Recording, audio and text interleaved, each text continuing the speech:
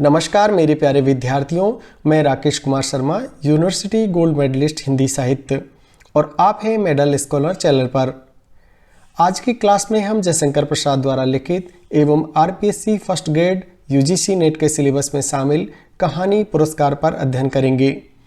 इस कहानी को समझने एवं सुनने के बाद आप पुरस्कार कहानी में अभिव्यक्त राष्ट्रीय भावना एवं व्यक्ति चेतना को समझ सकेंगे।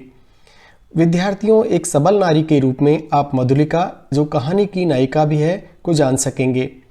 सबसे पहले कहानीकार जयशंकर प्रसाद के बारे में बात कर लेते हैं। जयशंकर जी 1912 में छाया कहानी संकलन के बाद एक कहानीकार के रूप में प्रतिष्ठित हुए।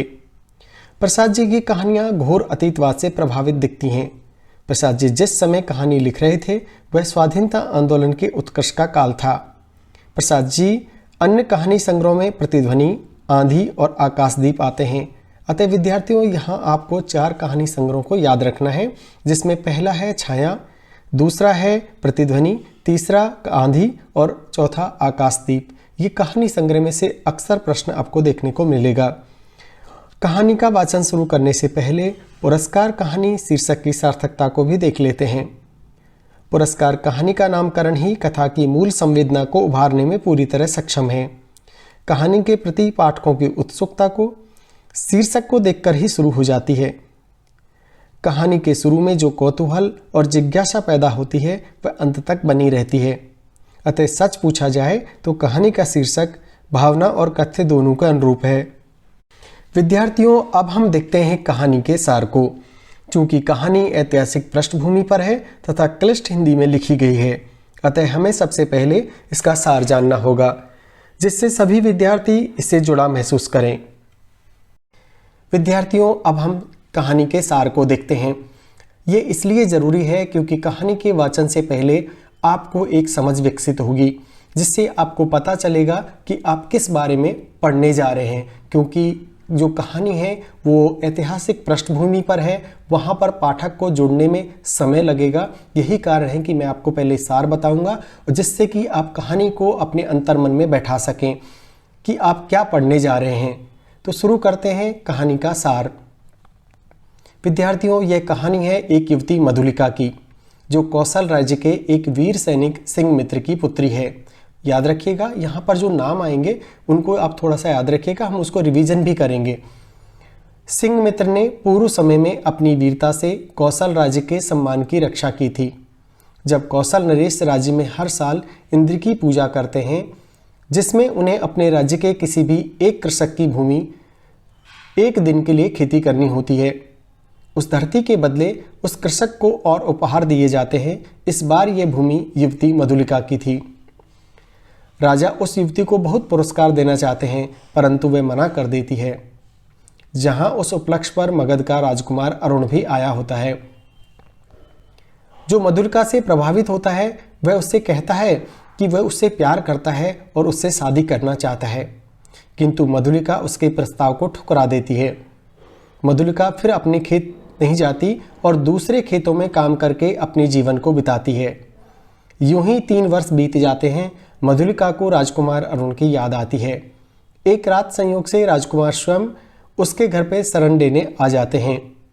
उसने अपने राज्य में विद्रोह कर दिया है और अपने राज्य से निष्कासित कर दिया गया है।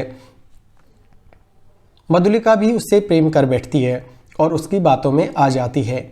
अरुण मधुलिका को कहता है कि वो कौशल नरेश से पुरस्कार के एवज में किले के पास वाली भूमि मांग ले, जिससे अरुण किले पर आसानी से हमला कर सके।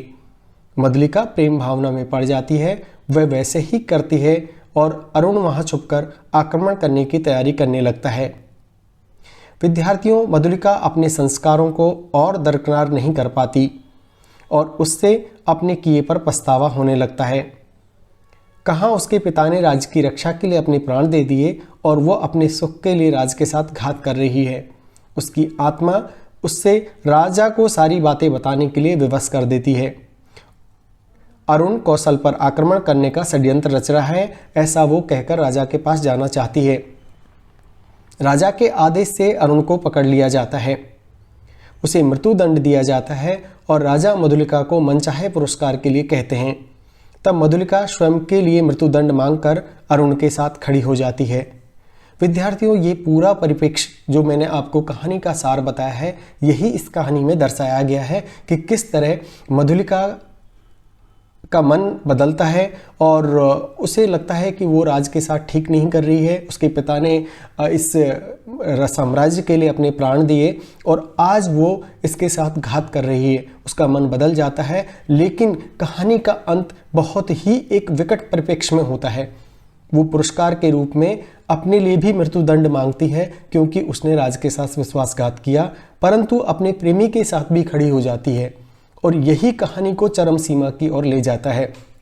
बहुत ही इंटरेस्टिंग कहानी है, आप सबको बहुत पसंद आएगी तथा इससे बनने वाले सारे प्रश्न आप हल कर पाएंगे।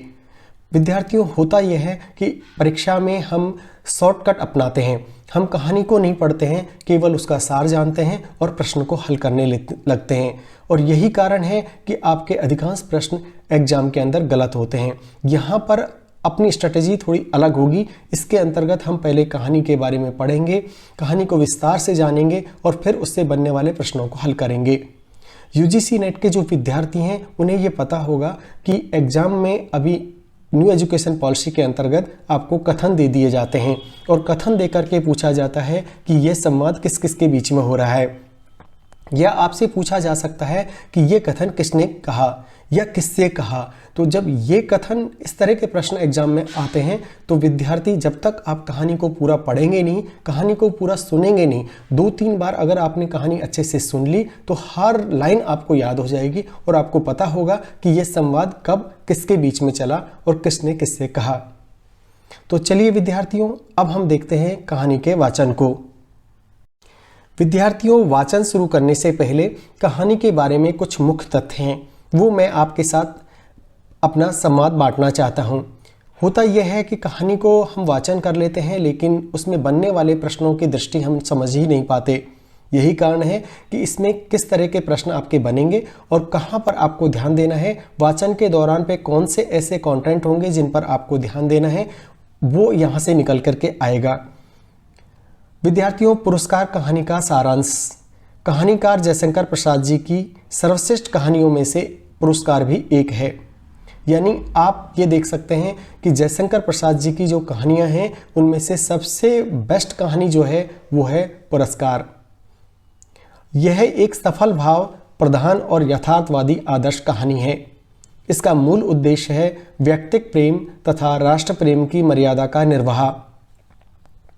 अब बात करते हैं पुरस्कार कहानी के केंद्र बिंदु की।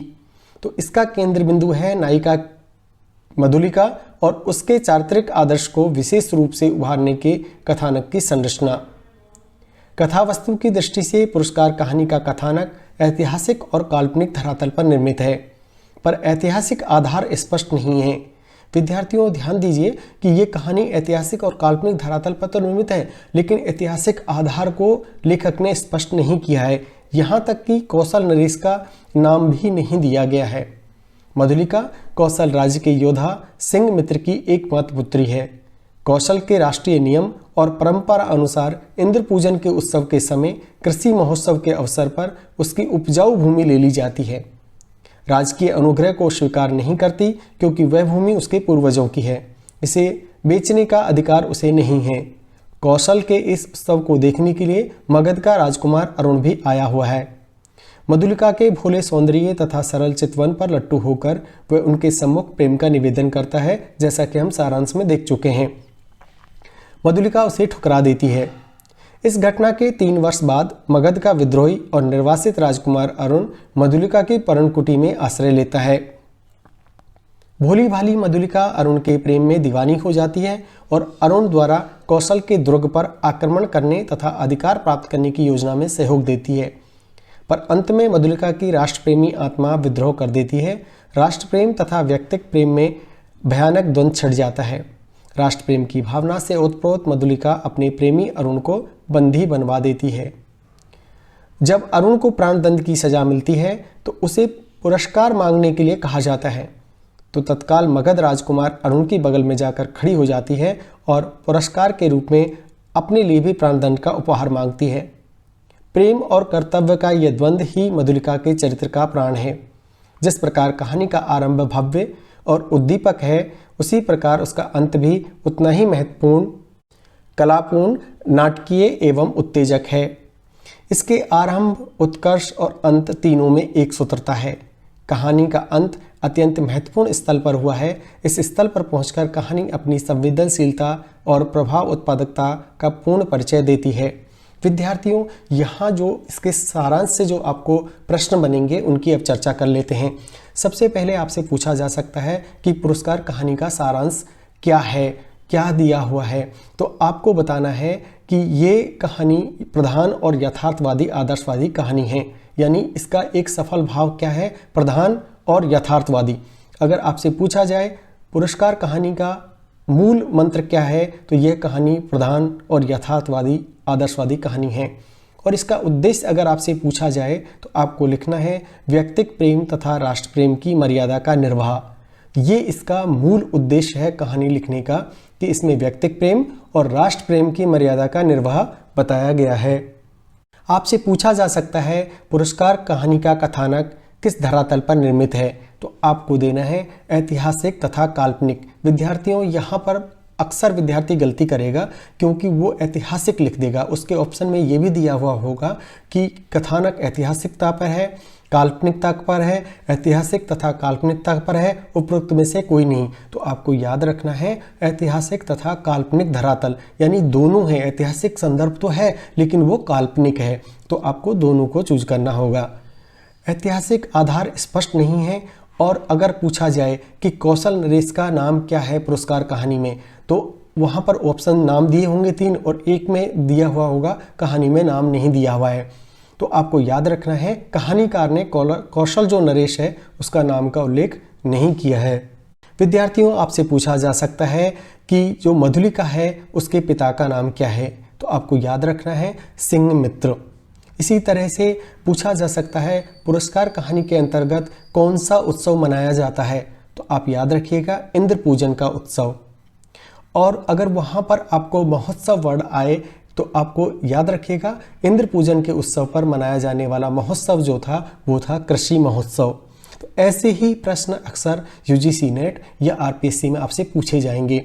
और विद्यार्थी ऊपरी तौर पर यूट्यूब पर दिए हुए वीडियोस से केवल क्वेश्चन करने की कोशिश करता है या कहानी का वाचन करने की कोशिश करता है, लेकिन उससे बनने वाले प्रश्न पर चर्चा नहीं होती।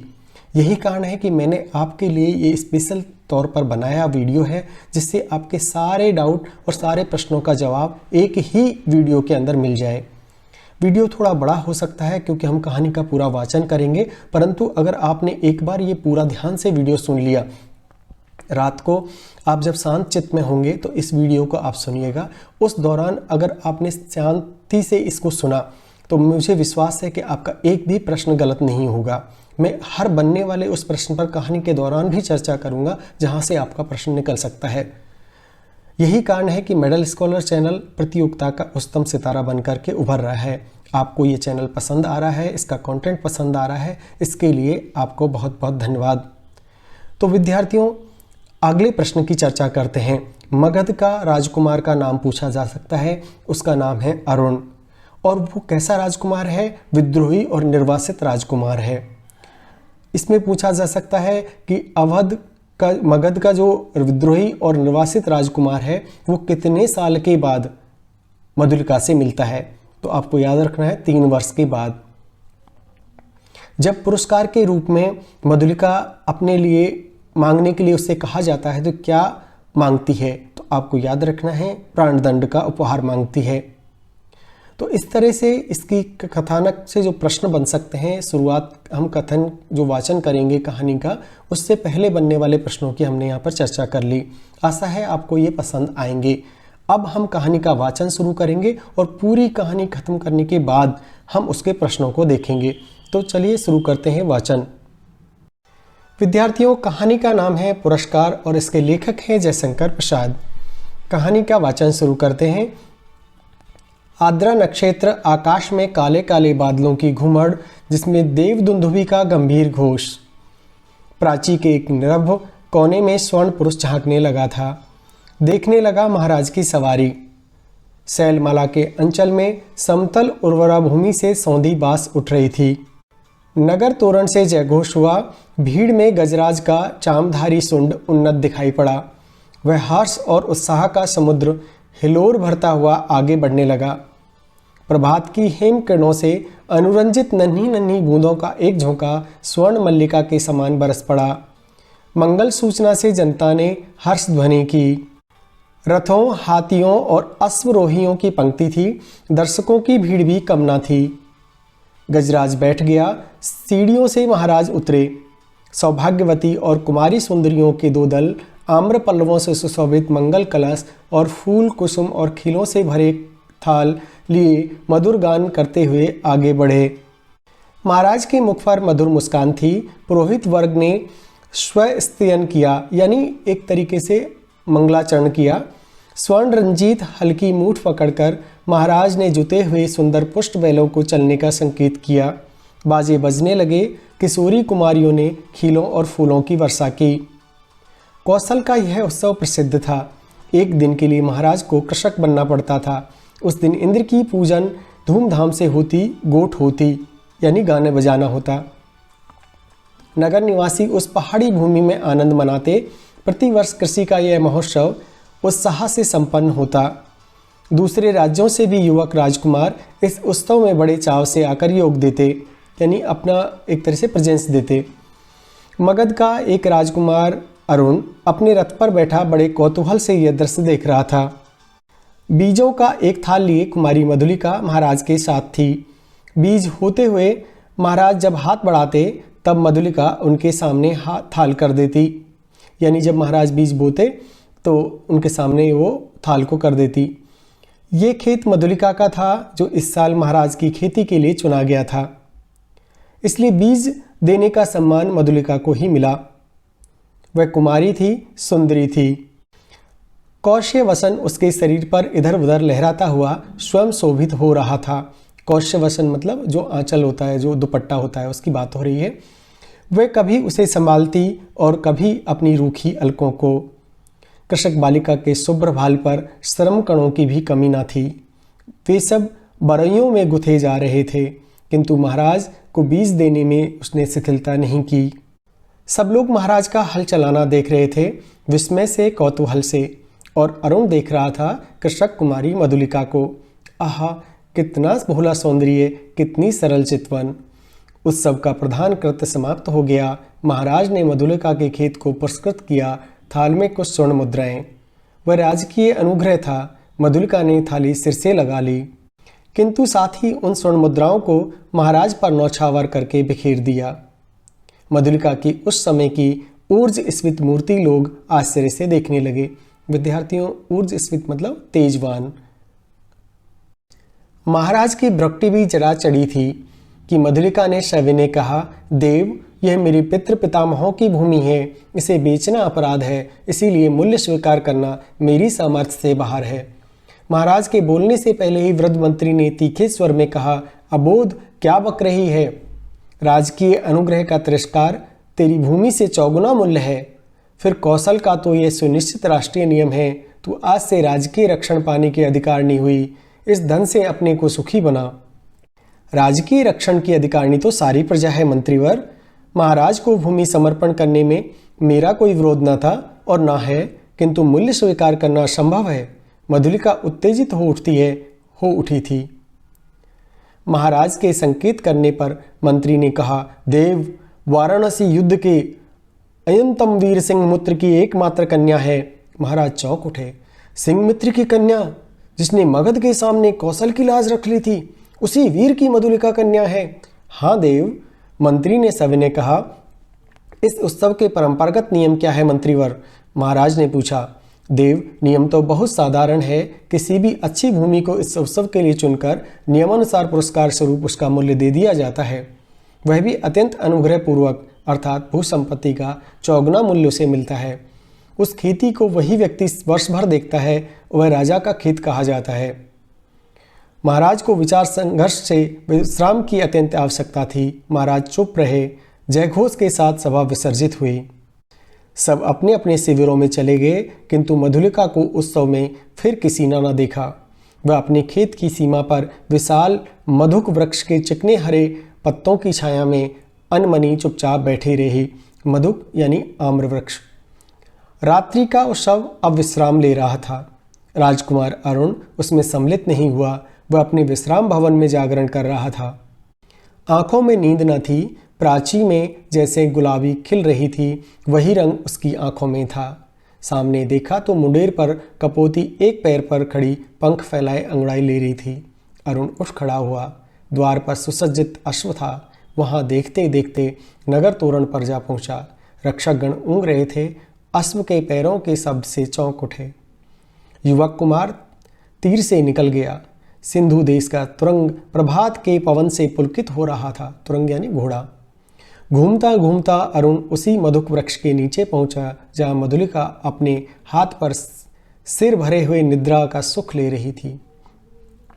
अरुण ने देखा एक छिन्न माधवी लता वृक्ष की शाखा से च्युत होकर पड़ी है। च्युत मतलब अलग होकर पड़ी है।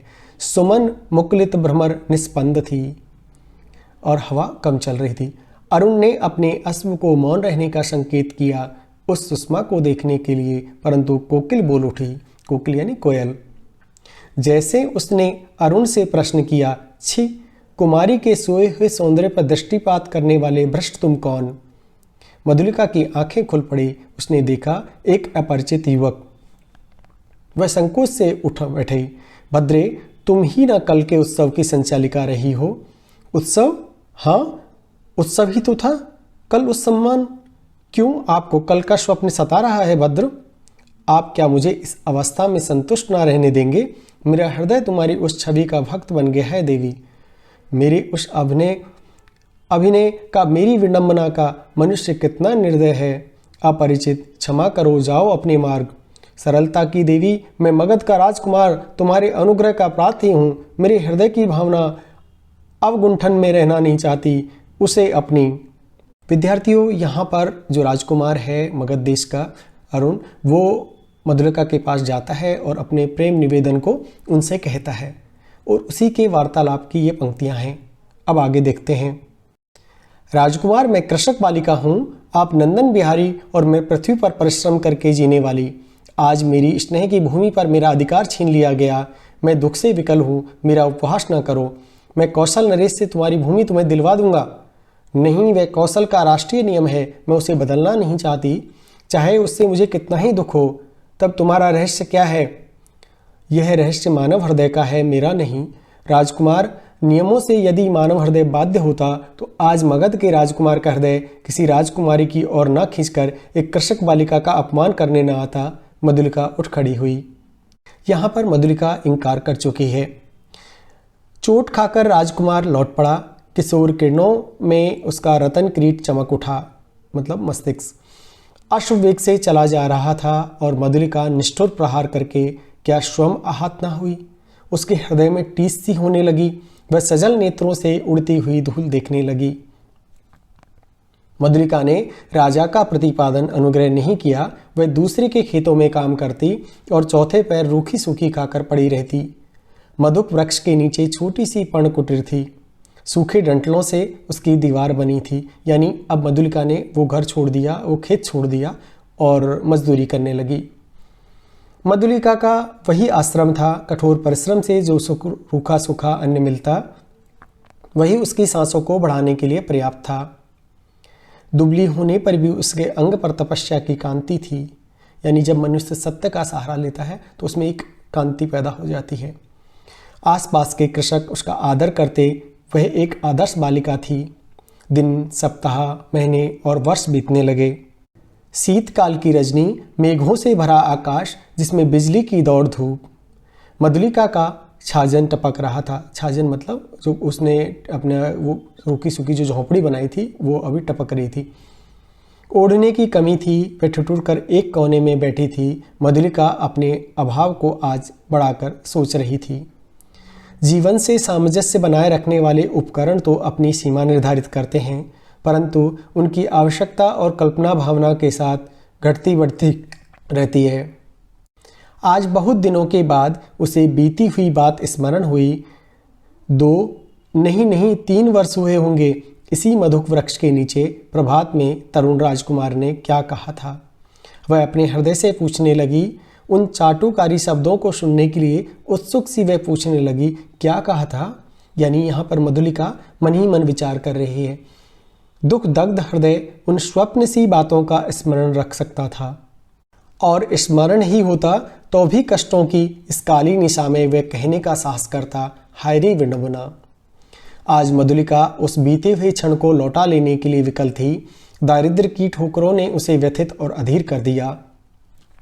मगध की प्रसाद माला के वैभव का काल्पनिक चित्र उन सूखे डठेलों के रंध्रों में नभ में बिजली के आलोक में नाचता हुआ दिखाई देने लगा। यानी अब अपनी स्थिति पर बहुत ही उसे दुख हो रहा है। खिलाड़ी शिशु जैसे श्रावण की संध्या में जुगनू को पकड़ने के लिए हाथ लपकाता है, वैसे ही मधुलिका मन ही मन कह रही थी, अभी वह निकल गया। वर्षा ने भीषण रूप धारण किया, गड़गड़ाहट बढ़ने लगी, ओले पड़ने लगे तथा मधुलिका अपनी जर्जर झोंपड़ी के लिए कांप उठी। सहसा बाहर कुछ शब्द हुआ, कौन है यहाँ? पथिक को आश्रय चाहिए। मधुलिका ने डंठलों का कपाट खोल दिया। बिजली चमक उठी। उसने देखा एक पुरुष घोड़े की डोर पकड़े खड़ा है। सहरसा वह चिल्ला उठी, राजकुमार। मधुलिका, आश्चर्य से युवक ने कहा। एक क्षण के लिए सन्नाटा सा छा गया। मधुलिका अपनी कल्पना को सहसा प्रत्यक्ष देखकर चकित हो गई। इतने दिनों बाद आज फिर? अरुण ने कहा, कितना समझाया मैंने, परंतु मधुलिका अपनी दयनीय अवस्था पर संकेत करने देना नहीं चाहती थी। उसने कहा, और आज आपकी ये तक क्या दशा है? सिर झुकाकर अरुण ने कहा, मैं मगध का विद्रोही निर्वासित कौशल में जीविका खोजने आया हूँ।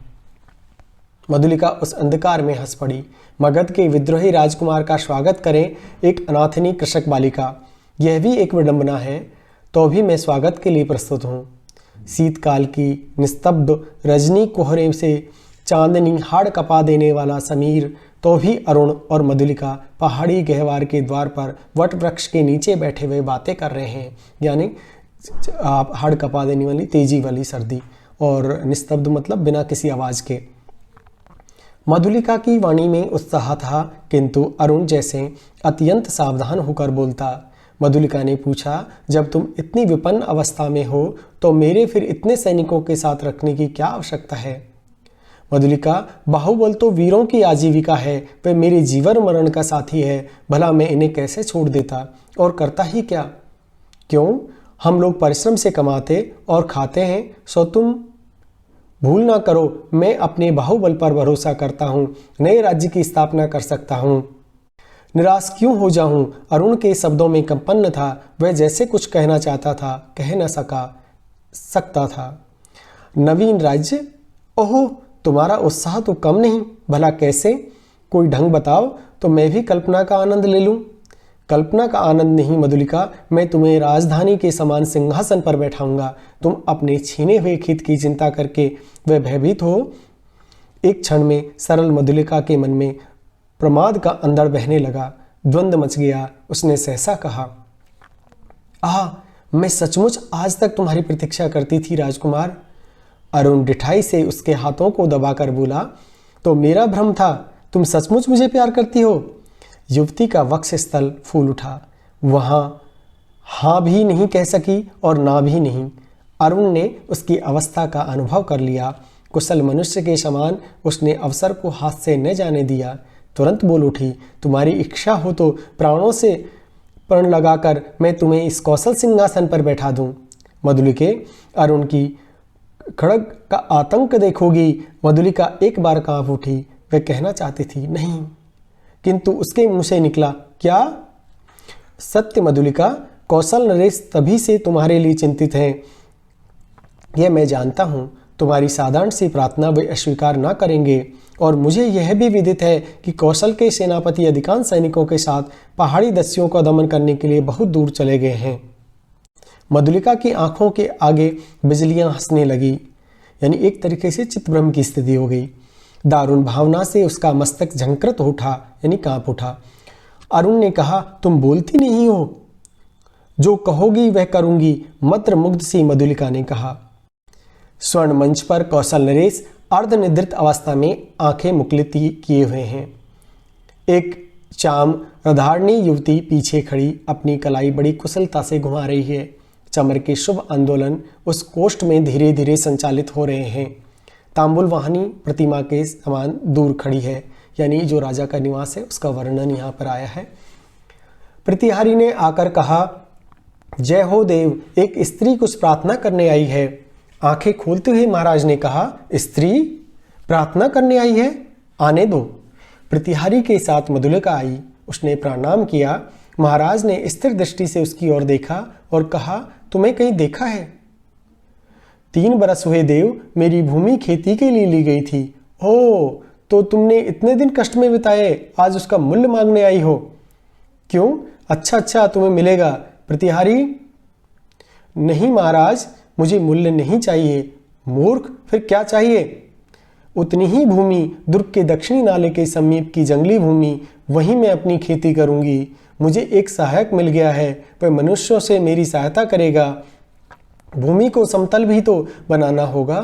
महाराज ने कहा, कृषक बालिके, वह बड़ी उबड़ खाबड़ भूमि है, जिस पर वह दुर्ग के समीप एक सैनिक महत्व रखती है। तो फिर मैं निराश लौट जाऊं? सिंह मित्र की कन्या, मैं क्या करूं? तुम्हारी यह प्रार्थना देव, जैसी आज्ञा हो। जाओ, तुम श्रमजीवियों को उसमें लगाओ। मैं अमात्य को आज्ञा पत्र देने का आदेश करता हूँ। जय हो देव, कहकर प्रणाम करती हुई मधुलिका राजमंदिर के बाहर आई। दुर्ग के दक्षिण भयावने नाले के तट पर घना जंगल है। आज मनुष्यों के पद संचार से शून्यता भंग हो रही थी। अरुण के छिपे हुए मनुष्य स्वतंत्रता से इधर उधर घूमते थे। झाड़ियों को काटकर पत्र बन रहा था।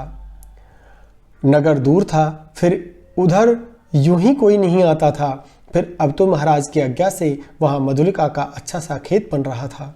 तब इधर की किसको चिंता होती? एक घने कुंज में अरुण और मधुलिका एक दूसरे को हर्षित नेत्रों से देख रहे थे। संध्या हो चली थी। उसने नीवड़ वन में उन नवागत मनुष्यों को देखकर पक्षीगण अपनी नीड़ की ओर लौटते हुए अधिक कोलाहल कर रहे थे। यानी जब उनको देखा, वहां पर पहले कोई आता नहीं था और अब वहां मनुष्यों को देखकर पक्षी भी थोड़े परेशान हो गए थे। प्रसन्नता से अरुण की आंखें चमक उठी।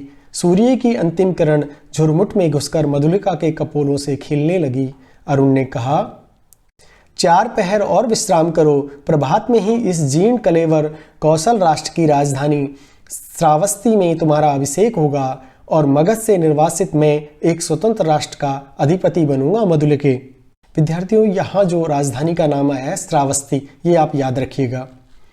भयानक अरुण, तुम्हारा साहस देख मैं चकित हो रही हूँ। केवल 100 सैनिकों से तुम? रात के तीसरे प्रहर में मेरी विजय यात्रा होगी, तो तुमको इस विजय पर विश्वास है? अवश्य। तुम अपनी झोंपड़ी में यह रात बिताओ। प्रभात से जो राज मंदिर ही तुम्हारा लीला निकेतन बनेगा। मधुलिका प्रसन्न थी, किंतु अरुण के लिए उसकी कल्याण कामना सशंक थी। वह कभी कभी उद्विग्न सी होकर बालकों के समान प्रश्न कर बैठती। अरुण उसका समाधान कर देता। सहसा कोई संकेत पाकर उसने कहा, अच्छा, अंधकार अधिक हो गया। अभी तुम्हें दूर जाना है और मुझे भी प्राणपण से इस अभियान के आरंभिक कार्यों को अर्धरात्रि तक पूरा कर लेना चाहिए। तब रात्रि भर के लिए विदा मधुलिके। मधुलिका उठ खड़ी हुई। कटीली झाड़ियों से गुजरती हुई क्रम से बढ़ने वाली अंधकार में वह झोंपड़े की ओर चली गई। पथ अंधकार में था और मधुलिका का हृदय भी निविड़तम से गिरा था। यानी एक तरह से अफसोसजनक स्थिति थी। उसे लग रहा था कि किम कर्तव्य विमूढ़ वाली स्थिति में थी कि उसे सही तो कर रही है ना वो। उसका मन सहरसा विचलित हो उठा। मधुरता नष्ट हो गई। जितनी सुख कल्पना थी वह जैसे अंधकार में विलीन होने लगी। वह भयभीत थी। पहला भय उसे अरुण के लिए उत्पन्न हुआ। यदि वह सफल ना हुआ तो फिर सहसा सोचने लगी, वह क्यों सफल हो? श्रावस्ती दुर्ग एक विदेशी के अधिकार में क्यों चला जाए? मगध कौशल एक चीर शत्रु, ओह उसकी विजय! कौशल नरेश ने क्या कहा था? सिंह मित्र की कन्या, सिंह मित्र कौशल का रक्षक वीर, उसी की कन्या आज क्या करने जा रही है? नहीं नहीं, मधुलिका मधुलिका, जैसे उसने पिता का उस अंधकार में पुकार रहे थे, वह पगली की तरह चिल्ला उठी, रास्ता भूल गई। एक रात पहर बीत चली पर मधुलिका अपनी झोपड़ी तक ना पहुंची। वह उधेड़ बुन में विक्षिप्त सी चली जा रही थी। उसकी आंखों के सामने कभी सिंह मित्र तो कभी अरुण की मूर्ति अंधकार में चित्रित होती जाती। उसने सामने आलोक दिखाई पड़ा। वह बीच पथ में खड़ी हो गई। प्राय 100 उल्काधारी अश्वारोही चले आ रहे थे और आगे आगे एक वीर अधेड़ सैनिक था। उसके बाएं हाथ में अश्व की वल्गा और दाहिने हाथ में नग्न खड्ग। अत्यंत धीरता से वह टुकड़ी अपने पथ पर चल रही थी, परंतु मधुलिका बीच पथ से हिली नहीं। प्रमुख सैनिक पास आ गया, यानी जो उनका वीर सैनिक था जो आक्रमण करने जा रहे थे, उनका सेनापति। पर मधुलिका अब भी नहीं हटी। सैनिक ने अश्व रोक कर कहा, कौन? कोई उत्तर नहीं मिला। तब तक दूसरे अश्वारोही ने कड़क कर पूछा, तू कौन है स्त्री? कौशल के सेनापति को उत्तर शीघ्र दें। रमणी जैसे विकारग्रस्त स्वर में चिल्ला उठी, बांध लो मुझे, मेरी हत्या करो, मैंने अपराध ही ऐसा किया है। सेनापति हंस पड़े, बोले, पगली है? पगली नहीं, यदि पगली होती तो इतनी विचार वेदना क्यों होती? सेनापति, मुझे बांध लो, राजा के पास ले चलो, राजा के पास ले चलो। क्या है, स्पष्ट कह। श्रावस्ती का दुर्ग एक पहर में दस्युओं के हस्तगत हो जाएगा। दक्षिणी नाले के पार उसका आक्रमण होगा। सेनापति चौंक उठे। उन्होंने आश्चर्य से पूछा, तू क्या कह रही है? मैं सत्य कह रही हूं, शीघ्रता करो। सेनापति ने 80 सैनिकों को नाले की ओर धीरे धीरे बढ़ने की आज्ञा दी और स्वयं 20 अश्वारोहियों के साथ दुर्ग की ओर बढ़े। मधुलिका एक अश्वारोही के साथ बांध दी गई, यानी उसे भी अपने साथ ले लिया उन्होंने। श्रावस्ती का दुर्ग कौशल राष्ट्र का केंद्र इस रात्रि में अपने विगत वैभव का स्वप्न देख रहा था। भिन्न राजवंशों ने उसके प्रांतों पर अधिकार जमा लिया है। अब वह केवल कई गांवों का अधिपति है, फिर भी उसके साथ कौशल के अतीत की स्वर्ण गाथाएं लिपटी हैं। वही लोगों की ईर्ष्या का कारण है। यानी अभी जो ये छोटा सा राज्य रह गया है और लोगों को वह भी चुभने लगा है। जब थोड़े से अश्वारोही बड़े वेग से आते हुए दुर्ग द्वार पर रुके, तब दुर्ग के प्रहरी चौंक उठे। उल्का के आलोक में उन्होंने सेनापति को पहचाना। द्वार खुला। सेनापति घोड़े की पीठ से उतरे। उन्होंने कहा, अग्निशयन, दुर्ग में कितने सैनिक होंगे? सेनापति की जय हो। 200। उन्हें शीघ्र ही एकत्र करो, परंतु बिना किसी शब्द के। 100 को लेकर तुम शीघ्र ही चुपचाप दुर्ग के दक्षिण की ओर चलो। आलोक और शब्द ना हो। यानी यहाँ आदेश मिला कि जो भी करना है चुपचाप करना है। सेनापति ने मधुलिका की ओर देखा। वह खोल दी गई। उसे अपने पीछे आने का संकेत कर सेनापति राज मंदिर की ओर बढ़े। प्रतिहारी ने सेनापति को देखते ही महाराज को सावधान किया। प्रतिहारी मतलब महाराज के जो गार्ड थे। वह अपनी सुख निद्रा के लिए प्रस्तुत हो रहे थे, किंतु सेनापति के साथ में मधुलिका को देखते ही चंचल हो उठे। सेनापति ने कहा, जय हो देव, इस स्त्री के कारण मुझे इस समय उपस्थित होना पड़ा है। महाराज ने स्थिर नेत्रों से देखकर कहा, सिंहमित्र की कन्या, फिर यहाँ क्यों? क्या तुम्हारा क्षेत्र नहीं बन रहा है? कोई बाधा? सेनापति, मैंने दुर्ग के दक्षिण नाले के समीप की भूमि इसे दी है। क्या उसी संबंध में तुम कहना चाहते हो? देव, किसी गुप्त शत्रु ने उसी ओर से आज की रात में दुर्ग पर अधिकार कर लेने का प्रबंध किया है और इसी स्त्री ने मुझे पथ में यह संदेश दिया है। राजा ने मधुलिका की ओर देखा। वह कांप उठी। घृणा और लज्जा से गड़ी जा रही थी। राजा ने पूछा, मधुलिका, यह सत्य है? हाँ देव। राजा ने सेनापति से कहा, सैनिकों को एकत्रित कर चलो, मैं अभी आता हूँ। सेनापति के चले जाने के बाद राजा ने कहा, सिंहमित्र की कन्या, तुमने एक बार फिर कौशल पर उपकार किया है। यह सूचना देकर तुमने पुरस्कार का काम किया है। अच्छा, तुम यहीं ठहरो, पहले उन आताताइयों का प्रबंध कर लूँ। यानी बाहर से जो आक्रमण करते हैं उनको आताताई बोलते हैं। अपने साहसिक अभियान में अरुण बंदी हुआ और दुर्ग उल्का के आलोक से अतिरंजित हो गया। भीड़ ने जयघोष किया। सबके मन में उल्लास था। श्रावस्ती दुर्ग आज एक दस्यु के हाथ में जाने से बचा। अबाल वृद्ध नारी आनंद से उन्मत्त हो उठे, यानी सभी और आनंद होने लगा। उषा के आलोक में सभा मंडप दर्शकों से भर गया। बंदी अरुण को देखते ही जनता ने रोष से हुंकार करते हुए कहा, वध करो। राजा ने सबसे सहमत होकर आज्ञा दी, प्राणदंड। मधुलिका बुलाई गई। वह पगली सी आकर खड़ी हो गई। कौशल नरेश ने पूछा, मधुलिका, तुझे जो पुरस्कार लेना हो मांग। वह चुप रही। राजा ने कहा, मेरी निज की जितनी खेती है मैं सब तुझे देता हूँ। मधुलिका ने एक बार बंदी अरुण की ओर देखा। उसने कहा, मुझे कुछ नहीं चाहिए। अरुण हंस पड़ा। राजा ने कहा, नहीं मैं तुझे अवश्य दूंगा, मांग ले, तो मुझे भी प्राण दंड मिले, कहती हुई वह बंदी अरुण के पास जा खड़ी हुई। और इसी के साथ कहानी को समापन मिलता है।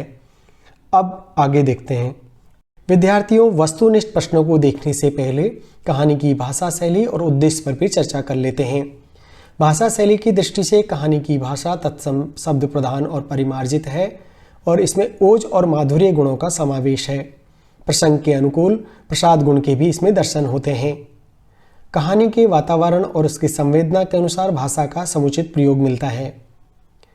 उद्देश्य की दृष्टि से बात करें तो कहानी के उद्देश्य में पुरस्कार कहानी आदर्श प्रदान कहानी है। भावना की अपेक्षा कर्तव्य श्रेष्ठ है, यही आदर्श इस कहानी का मूलाधार है। इसमें देश प्रेम और व्यक्तिगत प्रेम दोनों प्रतिद्वंदी के रूप में सम्मुखहीन होते हैं तथा एक दूसरे पर हावी व्यक्तिगत प्रेम को भी अपना गौरव और महत्व प्राप्त होता है, पर कालांतर में व्यक्तिगत प्रेम को भी अपना गौरव और महत्व मिल जाता है। कहानी की नायिका मधुलिका ने देश प्रेम और व्यक्तिगत प्रेम दोनों का सम्यक निर्वाह करते हुए उन्हें समान रूप से महत्व दिया है। वह इन दोनों का पालन करके विशेष आदर्श का परिचय देती है और यही कहानी का महत्व उद्देश्य भी है। प्रसाद जी ने इस कहानी में करुणा, सत्य और उत्सर्ग का आदर्श उपस्थित किया है। तो विद्यार्थियों, अगर बात आती है इसके उद्देश्य की तो इसमें करुणा, सत्य और उत्सर्ग का आदर्श कहानी के अंदर मिलता है। विद्यार्थियों, कहानी पर आधारित कुछ महत्वपूर्ण प्रश्नों की चर्चा करते हैं। पहला प्रश्न है, कितना भोला सौंदर्य, कितनी सरल चितवन, कथन किसका है? इसी प्रकार के प्रश्न आपको कहानी से देखने को मिलेंगे और ऐसे प्रश्नों को हल करने के लिए ज़रूरी है कि कहानी के वाचन को 1-2 बार आप ध्यान से सुन लें। तो यहाँ पर राजकुमार अरुण कहता है, उसके मन में आता है जब वो आयोजन के अंतर्गत मधुलिका को देखता है और उसके मन में विचार आता है, कितना भोला सौंदर्य, कितनी सरल चितवन। प्रश्न 2 है, अरुण जिस घोड़े पर सवार था वह कौन से देश का था? सिंधु देश का, मगध देश का, पंजाब देश का, कौशल देश का? तो इसमें आएगा सिंधु देश का। प्रश्न 3 है, पुरस्कार कहानी है नाटक प्रधान, घटना प्रधान, नायिका प्रधान या वर्णन प्रधान? तो जैसा कि आपको पता है इसमें मधुलिका के चरित्र को विशेष रूप से उजागर किया है, यही कारण है कि पुरस्कार कहानी नायिका प्रधान है। चौथा प्रश्न है, मधुलिका के पिता का नाम क्या है? तो आपको याद रखना है विद्यार्थियों, मधुलिका के पिता का नाम सिंहमित्र है। प्रश्न 5 में आता है, मधुलिका के मन में द्वंद्व था, अपने प्रेम के बारे में, अरुण की सफलता के बारे में, देश प्रेम और अपने बारे में, अपनी भूमि का मूल्य न लेने के बारे में। तो इसमें जो सटीक आंसर है वह है देश प्रेम और अपने प्रेम के बारे में ही द्वंद्व चलता है कि वो किसको चुनाव करे। मधुलिका का मन सहसा विचलित हो उठा, मधुरता नष्ट हो गई, क्योंकि वह राजरानी बनने वाली थी। कहीं चूक में राजकुमार असफल हो गया तो, या गह है मैंने व्यक्तिगत सुख के लिए कौशल को खतरे में डालकर ठीक नहीं किया, या है इस रात्रि में कैसा भीष्म चक्र होगा, मुझे भी साथ जाना चाहिए था। तो इसमें जो सबसे सटीक आंसर है वो है मैंने व्यक्तिगत सुख के लिए कौशल को खतरे में डालकर ठीक नहीं किया, इसी कारण मधुलिका का मन सहसा विचलित हो उठा, मधुरता नष्ट हो गई। प्रश्न 7 है, मधुलिका ने पुरस्कार स्वरूप राजा से क्या मांगा? तो यहाँ पर स्वर्ण मुद्राएं, खेती की भूमि, अरुण के साथ प्राणदंड और अपने लिए पृथक दुर्ग। तो आप याद रखिएगा विद्यार्थियों, मधुलिका ने पुरस्कार स्वरूप राजा से अरुण के साथ प्राणदंड को मांगा, जो कहानी का अंतिम सर्ग भी बनता है। तो इस तरह मेरे प्यारे विद्यार्थियों, कहानी से बनने वाले कुछ प्रश्न हमने देखे। अगर कहानी को आप 1-2 बार वाचन को अच्छे से सुन लेते हैं तो मुझे नहीं लगता कि कोई भी प्रश्न आपका इससे बाहर जाएगा। तो इसी आशा और विश्वास के साथ कि आपने चैनल को सब्सक्राइब कर लिया होगा तथा आपका एक लाइक हमें ये प्रेरणा देता है कि आपके वीडियो आपके कोर्स के अनुसार कम समय में अच्छा रिवीजन हो, इसके लिए हम मेहनत करें, तो उसके लिए आपका एक लाइक हमें प्रेरणा से भर देता है। यही कारण है कि हम आपका इंतज़ार करते हैं कि कब तक। विद्यार्थियों, इस प्रकार हमने पुरस्कार जो जयशंकर प्रसाद द्वारा रचित कहानी का वाचन पढ़ा, उससे बनने वाले महत्वपूर्ण प्रश्नों को भी देखा। साथ में ही भाषा और उसके संदेश तथा कहानी के स्वरूप पर भी हमने चर्चा की। तथा अंदर से बनने वाले प्रश्नों को हमने विस्तार से जाना। मुझे आशा है आपने चैनल को सब्सक्राइब कर लिया होगा, साथ ही बेल आइकन को भी प्रेस कर दिया होगा। आपका एक लाइक हमें ऊर्जा से भर देता है। मुझे विश्वास है आपने लाइक जरूर किया होगा। मिलते हैं अगले वीडियो में।